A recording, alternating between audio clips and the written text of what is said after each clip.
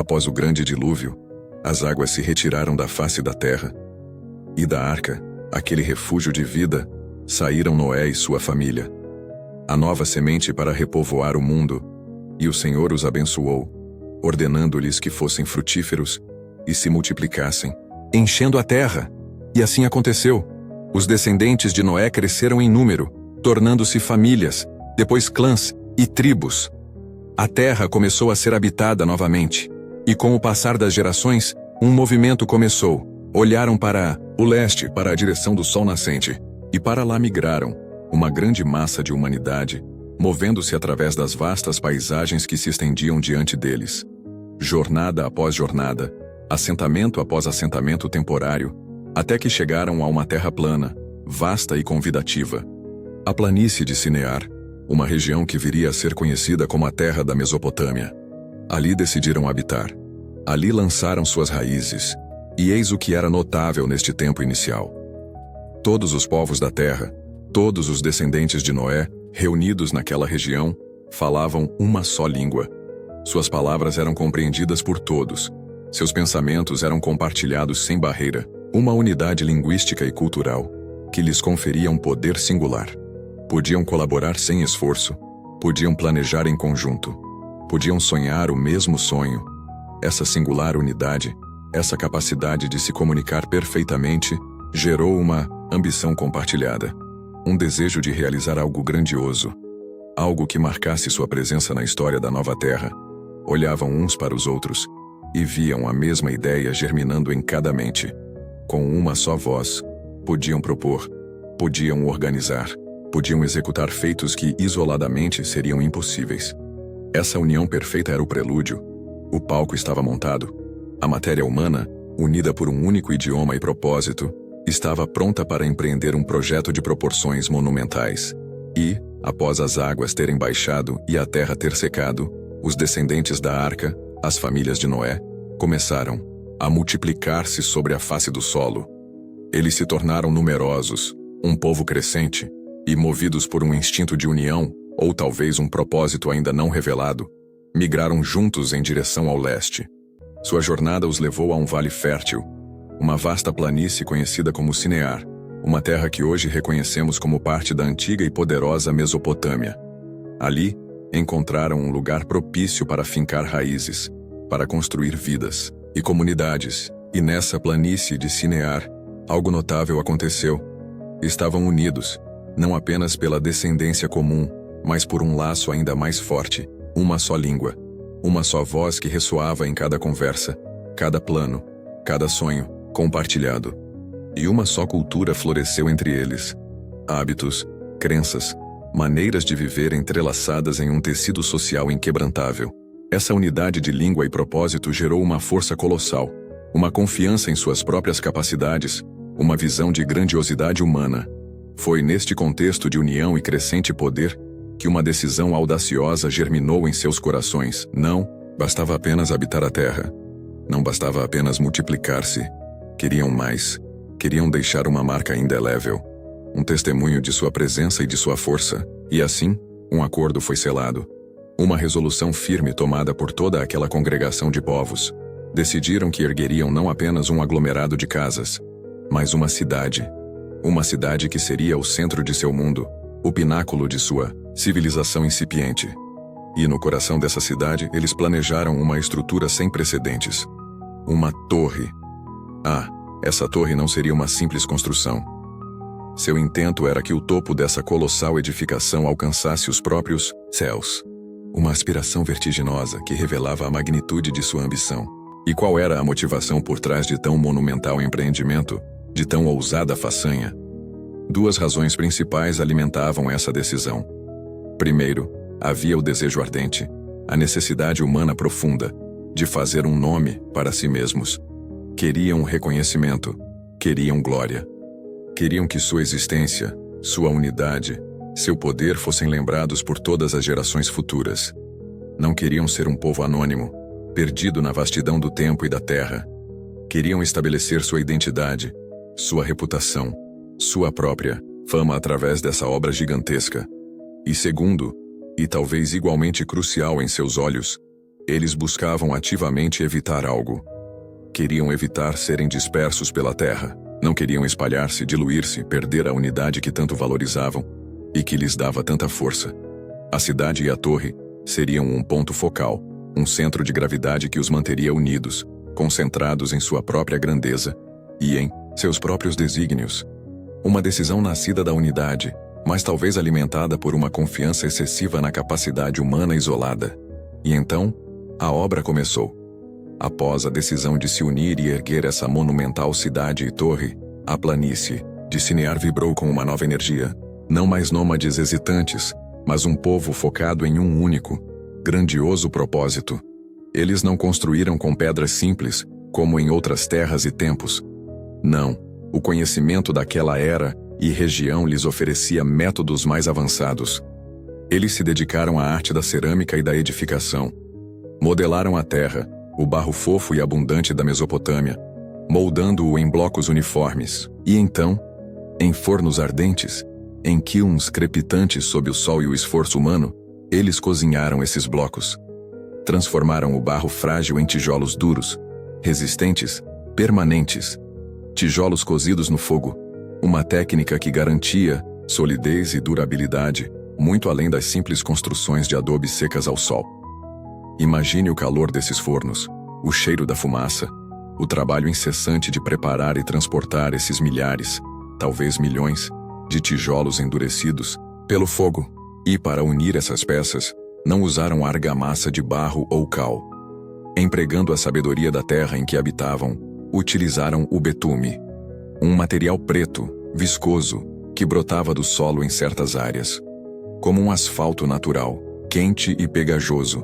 Ao ser trabalhado, o betume serviu como um cimento poderoso, ligando os tijolos uns aos outros com uma força incrível, tornando a estrutura coesa e resistente. Era a técnica construtiva da própria Mesopotâmia, sendo aplicada em sua maior escala. A fundação desta torre, a substância que a mantinha de pé, era a própria terra, transformada e utilizada com engenho. E que forma essa torre estava tomando? A fonte nos sugere uma inspiração em outras construções majestosas da região. Nos zigurates babilônicos, aquelas imponentes torres em degraus que se elevavam do solo em direção ao céu. Como o famoso Etemenanque em Babel, cujo nome significava Templo da Fundação do Céu e da Terra. Será que a torre que eles construíam imitava essa forma escalonada? Subindo plataforma sobre plataforma, cada nível menor que o anterior, culminando em um cume que parecia tocar as nuvens. Essa arquitetura não era apenas funcional, era simbólica. Representava a ascensão, o desejo de ir mais alto, de alcançar o divino ou de se igualar a ele, de construir uma escada para o próprio paraíso pelas mãos humanas. Cada tijolo colocado, cada camada de betume aplicada, era um passo nessa jornada ambiciosa. Um testemunho físico da unidade, da habilidade e da audácia desse povo que se recusava a ser disperso. A torre crescia, um gigante de tijolos cozidos e betume, desafiando a própria abóbada celeste. Mas o que representava aquela imponente construção? O que significava erguer tal monumento na face da terra? Aquela torre não era apenas pedra sobre pedra, tijolo sobre tijolo. Era a personificação de uma ambição que ardia nos corações humanos após o grande dilúvio, uma sede de alcançar o inalcançável, de tocar os céus por suas próprias mãos, por seu próprio poder e engenho. A estrutura ascendia, um desafio silencioso, mas audível no reino espiritual. Era o homem a dizer: podemos fazer isso, podemos chegar lá, não pela fé, não pela submissão, mas pela nossa força combinada, pela nossa inteligência, pelos frutos do nosso trabalho. Aquela torre, talvez inspirada nas grandes elevações que pontuavam as terras da Mesopotâmia, os zigurates dedicados a divindades, era aqui dedicada a si mesmos, ao nome que queriam fazer, à glória que buscavam para a humanidade, separada, independente, da glória devida ao Criador. Representava a arrogância inflada, a crença de que podiam ascender ao reino divino, ou pelo menos diminuir a distância para ele, sem trilhar o caminho que ele próprio havia estabelecido. Era a busca pelo divino, não através do humilde clamor, mas através da edificação grandiosa e orgulhosa. Era um símbolo da tentativa humana de controlar seu próprio destino, de criar sua própria segurança e unidade, sem levar em conta os desígnios divinos para a dispersão e para o enchimento da terra. A torre era um grito de independência, uma declaração de autossuficiência. Nela, os povos viam a chance de consolidar seu poder, de forjar uma unidade inquebrantável, centrada em si mesmos e em suas realizações terrenas. Era um monumento à vontade humana, elevada contra a vontade divina, um marco da ambição desmedida e da relutância em seguir os caminhos traçados por aquele que tudo criou. Aquele edifício não era apenas uma construção física, era a materialização de uma disposição espiritual perigosa, uma busca por um nome grandioso na terra, em detrimento do nome glorioso nos céus. Era a própria essência do orgulho humano, erguendo-se contra o firmamento. E o olhar divino repousou sobre a planície onde os homens laboravam incansavelmente. De sua morada eterna, o Criador observava a cidade que crescia e a torre que se erguia ousadamente rumo aos céus. Ele via a força assombrosa que habitava naquela união. Uma só língua ressoava entre eles, um só pensamento os movia, um só propósito os unia em cada tijolo, em cada camada de betume. Deus percebeu a magnitude do que era possível para a humanidade quando agiam em completa harmonia e com uma única voz. Feitos grandiosos, extraordinários, que antes pareciam inalcançáveis, agora se manifestavam diante de seus olhos. Mas a tristeza pairava sobre essa constatação. Essa capacidade imensa, essa unidade poderosa, poderia facilmente se tornar um desvio fatal, uma força que os afastaria de seus desígnios originais. Longe do caminho que ele havia traçado, para eles na vastidão da terra que deveriam habitar. O Senhor viu que essa unidade poderia levá-los a confiar apenas em sua própria força e sabedoria, a depender unicamente de suas mãos e de sua astúcia para construir seu futuro, esquecendo-se daquele que lhes deu a vida e a própria terra que pisavam. Era necessário intervir. Era preciso alterar o curso dessa audácia que, embora nascesse da unidade, poderia levá-los à perdição. Então, uma decisão foi tomada nos reinos celestiais, para impedir que essa capacidade ilimitada os desviasse para sempre, para deter a construção que simbolizava sua autoconfiança sem limites. Deus decidiu agir sobre aquilo que lhes dava tanto poder, sua comunicação, sua língua compartilhada. Era o momento de confundir o elo que os unia tão firmemente, de quebrar a harmonia de suas vozes. E assim aconteceu. De repente, o som que saía da boca de um não era compreendido pelo ouvido do outro. Palavras familiares se tornaram ruídos, estranhos e sem sentido. A ordem para trazer mais betume era ouvida como um clamor ininteligível. O pedido por mais tijolos soava como uma língua estrangeira e desconhecida. A confusão se espalhou como uma névoa densa sobre a obra. O entendimento entre pai e filho, entre irmão e irmão, entre construtor e construtor, simplesmente desapareceu.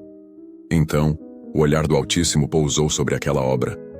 Deus viu a unidade, a força nascida daquela única língua, daquele único propósito. Percebeu que tal união, voltada para a própria exaltação, poderia afastar a humanidade de seu plano de espalhar-se pela terra. Não. Esse não era o caminho divino. Uma decisão soberana foi então manifestada. A língua única, o elo, da união rebelde, seria quebrada. De repente, nos canteiros da torre, nas ruas, um estranho fenômeno começou. Vozes que se entendiam, agora emitiam sons desconexos, ininteligíveis. O chamado do mestre construtor, o pedido de material, tudo se perdeu em um mar de sons sem sentido. A comunicação, base da obra, desmoronou instantaneamente. O grande projeto parou. O trabalho cessou. A sinfonia de vozes unidas deu lugar a um coro caótico de sons estranhos. E sem poder mais trabalhar juntos, sem se compreenderem, permanecer ali perdeu todo o sentido. O intento de evitar a dispersão, o motivo da construção, foi frustrado, divinamente. A mão de Deus garantiu a dispersão, não pela vontade deles, mas como consequência direta de sua intervenção, e assim, a multidão compacta começou a se separar. Aqueles que encontravam alguma afinidade linguística se agruparam e partiram, buscando novos horizontes, novas terras. A torre, abandonada e incompleta, ficou para trás. Um monumento silencioso, lembrete perpétuo da futilidade da ambição, humana quando desafia a ordem divina. Testemunho mudo de que os projetos dos homens, maculados pelo orgulho, podem ruir diante do poder do Criador. A história da Torre de Babel ecoa como um aviso solene. Reflete a tentação de confiar em si, mesmo em sua própria capacidade e unidade, para construir seu reino, para alcançar a grandeza, para fazer um nome sem referência ao Altíssimo. Mas a lição é clara. A verdadeira força, a paz, a realização não reside na arrogância de tentar alcançar os céus por nossos próprios meios, mas na humildade de reconhecer nossa dependência de Deus. A obediência aos seus caminhos, mesmo quando nos dispersam, é o único caminho seguro. Que a lição da torre inacabada nos inspire a escolher humildade sobre orgulho, obediência sobre autossuficiência, a vontade divina sobre nossos próprios desejos. E assim chegamos ao final de mais uma jornada pelas Sagradas Escrituras.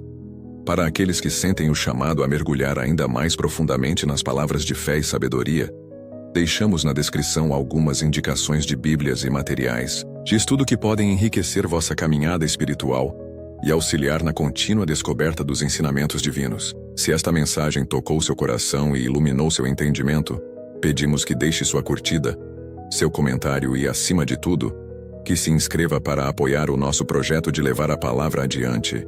Que a paz do Senhor esteja contigo e que Deus abençoe ricamente a sua vida.